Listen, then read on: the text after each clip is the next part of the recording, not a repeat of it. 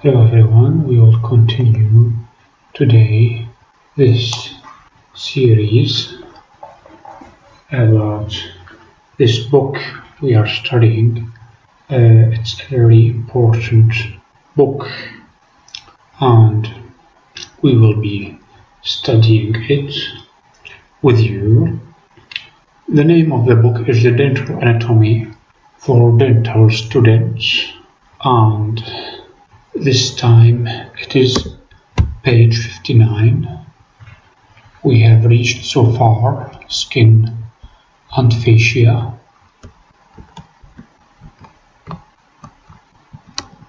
Beginning with the skin.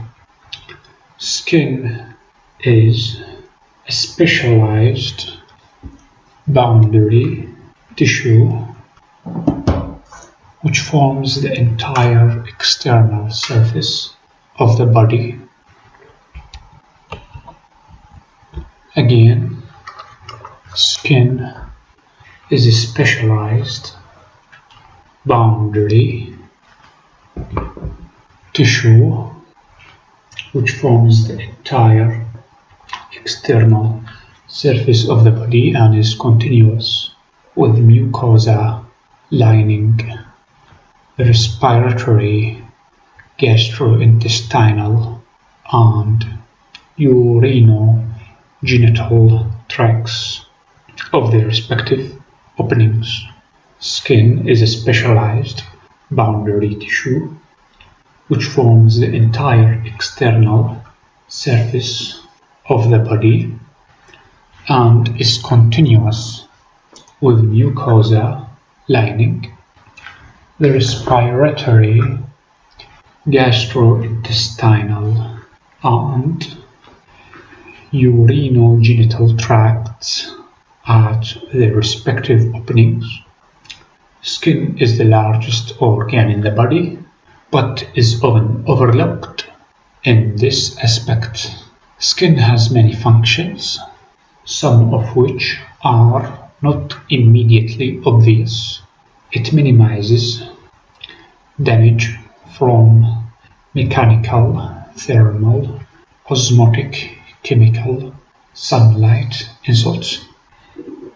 It forms a barrier against microorganisms. It has a major function in thermoregulation. It is a sensory surface equipped with touch, pressure, temperature, and pain receptors. It has good frictional properties, useful in locomotion and healing objects. It is waterproof. It is site of vitamin D synthesis. It is also playing a role in non-verbal communication. When we blush, alter our facial expression, or use tactile communication such as touching or kissing. Skin has two distinct parts when seen under a microscope: the superficial epidermis and the deeper dermis.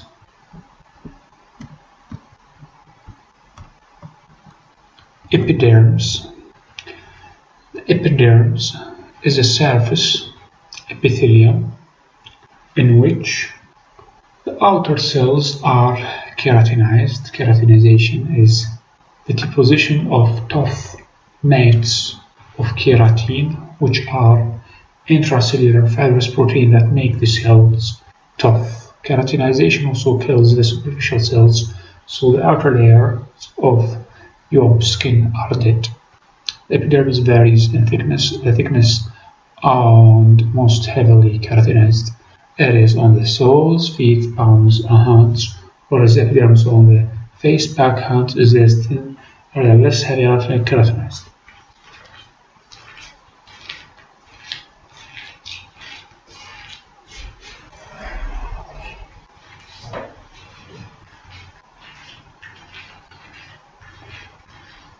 Epidermis is a surface epithelium in which the outer cells are keratinized. Keratinization is the deposition of tough mats of keratin, which are intracellular fibrous proteins that make the cells tough.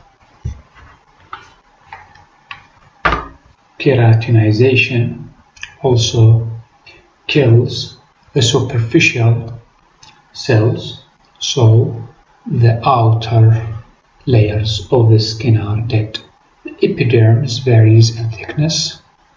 The thickness and most heavily keratinized areas are on soles of feet, palms of hand, whereas epidermis on the face and back of the hand is much thinner and less heavily keratinized.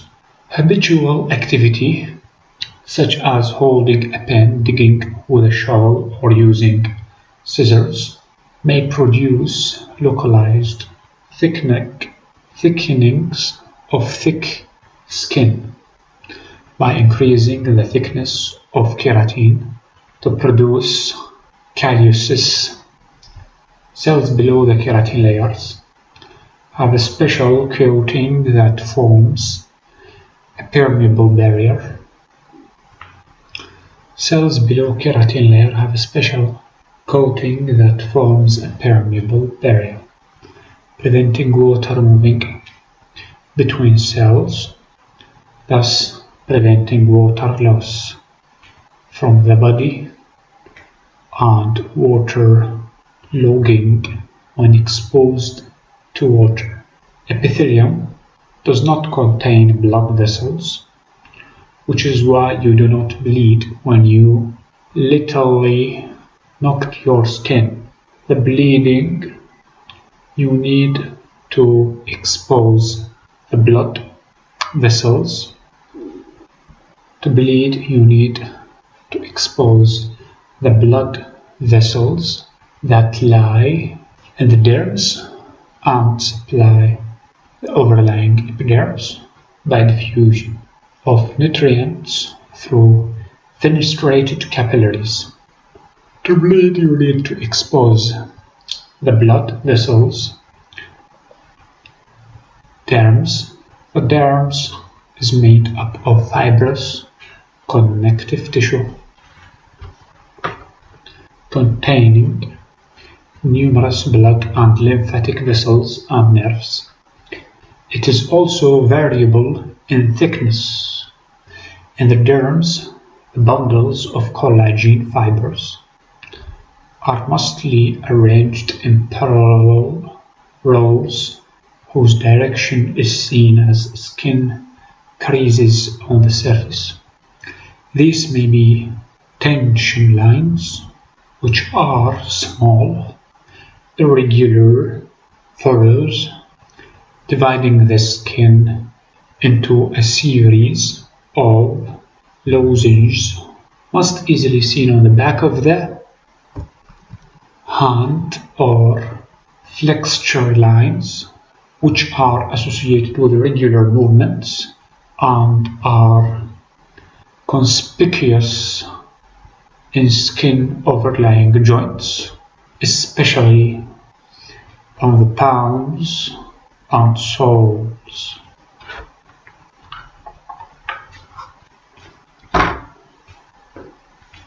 Where they indicate the points of attachment of the skin to the underlying deep fascia. An incision made in the direction of the skin crease will cut few collagenous fibers bundle and heal with a minimum of scarring. A cut across the skin crease tends to travel a scar. Distinct parallel arrays, ridges, and grooves, called papillary ridges.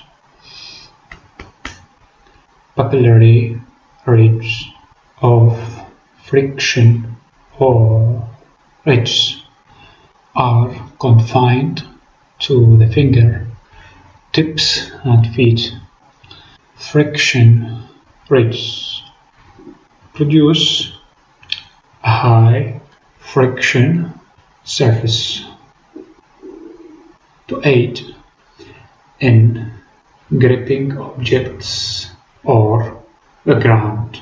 Hence, the term friction grips. Papillary ridges on the fingers are the basis of fingerprinting. Dermatologists used forensically to identify individuals.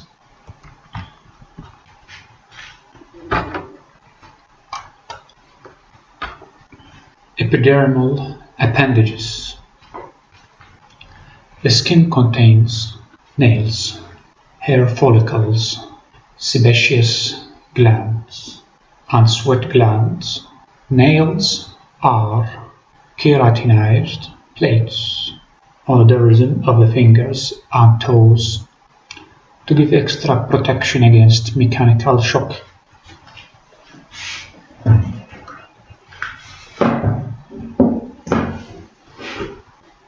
Hairs grow from hair follicles formed from downgrowth of epidermis into the dermis. Distribution of hair over the body surface is dependent on age, sex, and race. Each follicle is connected to the dermis by a slip of smooth muscle. The erector pili muscle innervated by the sympathetic nervous system.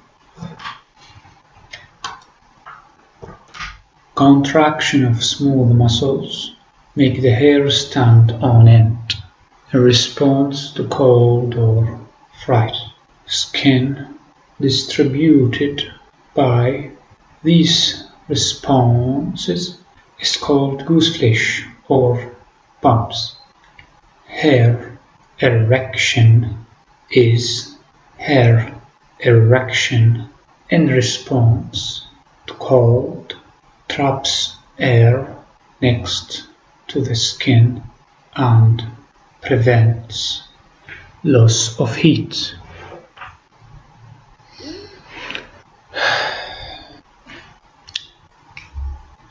Hair erection in response to cold traps air next to the skin and prevents loss of heat. Sebaceous glands lie adjacent to hair follicles and secrete oily sebum.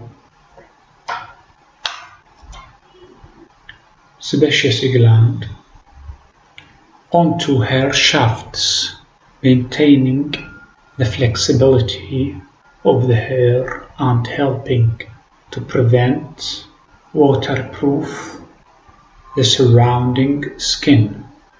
Sweat glands are found in skin all over the body except the vermilion border of the lips and the skin beneath the nails. Sweat is a hypotonic watery fluid containing 0.5% electrolytes, the chief ones being sodium and chloride. If we are exposed to a warm atmosphere or generate excess internal heat by exercise, for example, we sweat over the whole body surface. This is usually accomplished by flushing of the skin produced by dilation of blood vessels in the dermis. The sweat is then evaporated by heat extracted from the body and the dilated vessels, thus cooling the body down. We may break out into a cold sweat, sweating without flush when frightened, anxious. Such sweat occurs chiefly on palms, soles, eggshell. Simulation of sweat glands is produced as a result of sympathetic nervous innervation produced. Skin is determined by at least 5 pigments: melanin, brown; melanoid, similar to melanin, but differently distributed; carotene, reddish; hemoglobin, purple; oxyhemoglobin, pink. In pale-skinned individuals, pigmentation is variable within certain limits, and exposure to sun and wind darkens or tans the skin. Melanin is produced by cells called melanocytes in the deepest layer of the epidermis. These are dendritic epidermal cells. Dendritic cells having long cytoplasmic process that institute between other epidermal cells. Melanin helps to protect the deeper layer of the skin from the carcinogenic effects of ultraviolet radiation. This is probably the reason why the populations originating from regions closer to the equator, where the sunlight and heat is intense, are often dark-skinned. So this was page 60 and this one is 61. We shall continue the skin and fascia. Fascia is an anatomical term used to dissecting room for a sheet of fibrous connective tissue large enough to be seen with the naked eye. Historically, the number of named fascia recognized by anatomists rose abruptly when formalin was introduced as dissecting room fixative. Formalin cross-links proteins and therefore denatures connective tissue particularly well. This subcation is important to those of you who have the opportunity to dissect human cadavers or to study prosections. Nevertheless, those who do not have those opportunities should read this material, as the term fascia will crop up in several places in later sections of this book.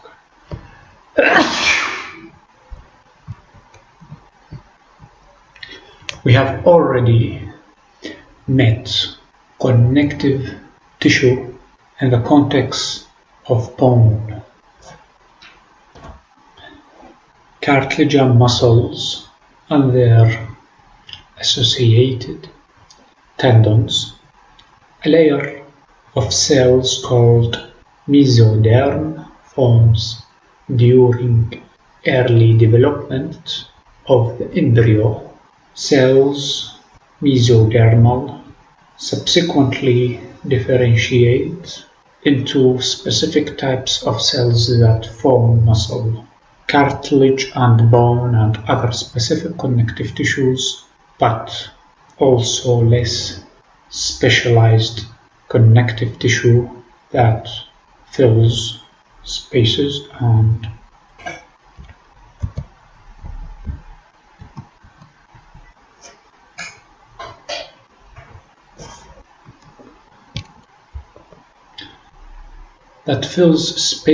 and accumulates between groups of muscle, internal organ and other large structures.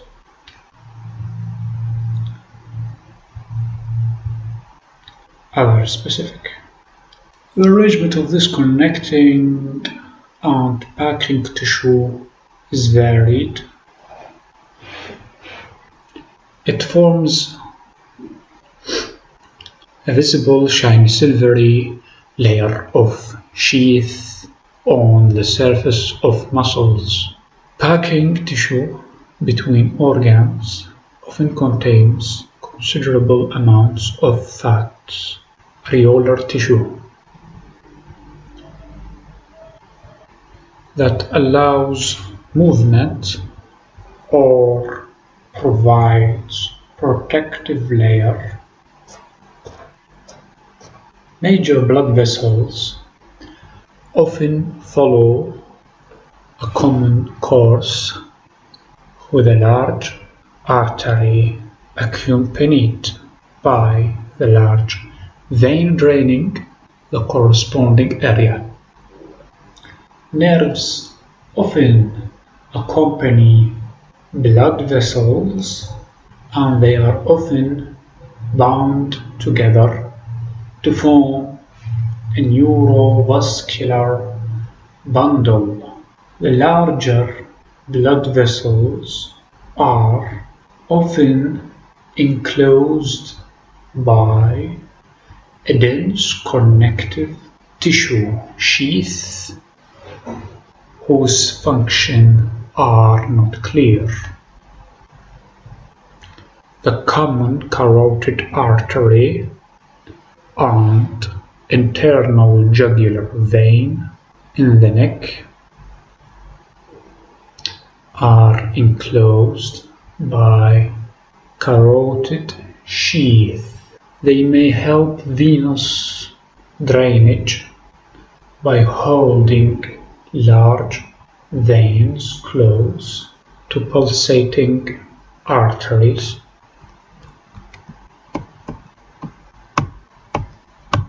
Superficial fascia.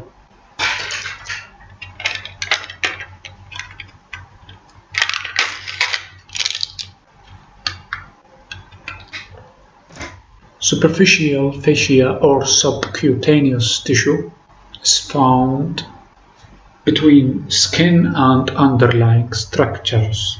This layer, also known as the hypodermis, is also considered part of the skin and is the site of the largest accumulation of body fat.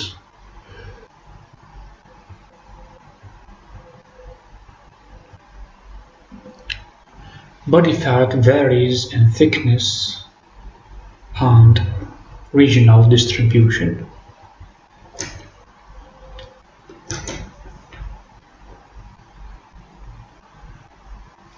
Body fat varies in thickness and regional distribution according to age and sex. As well as diet, fat is more abundant and more generally distributed in adult females, producing rounded contours in males. It is less abundant, especially toward the extremities, becomes more noticeable in both sexes in middle age, where it tends to be thickest and most conspicuous on the anterior abdomen. in areas where relative movement between skin and underlying structures is undesirable,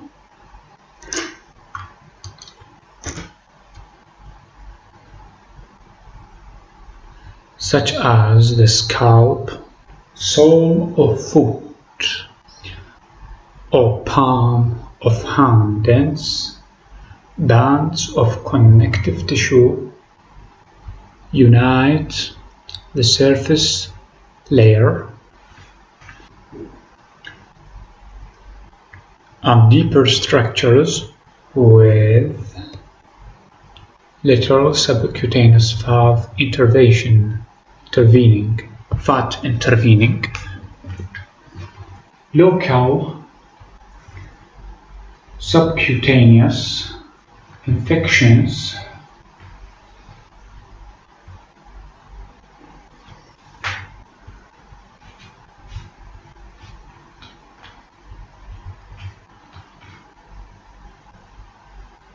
Local subcutaneous infections such as abscesses and boils are relatively painless in areas where superficial fascia is abundant, as they have room to swell. They become very painful where the superficial fascia is merged, restricting the swelling and causing distortion of the surrounding tissue. And last, we will study the deep hypodermis, which has many parallel collagen fibers forming dense sheets of connective tissue. Layers of deep fascia are frequently found between groups of muscles, often separating different muscle groups with different functions. They can act like an extension to bone to increase the area of attachment of the muscles, and this arrangement is seen in the neck and limbs. Thank you for listening, and see you in the next episode.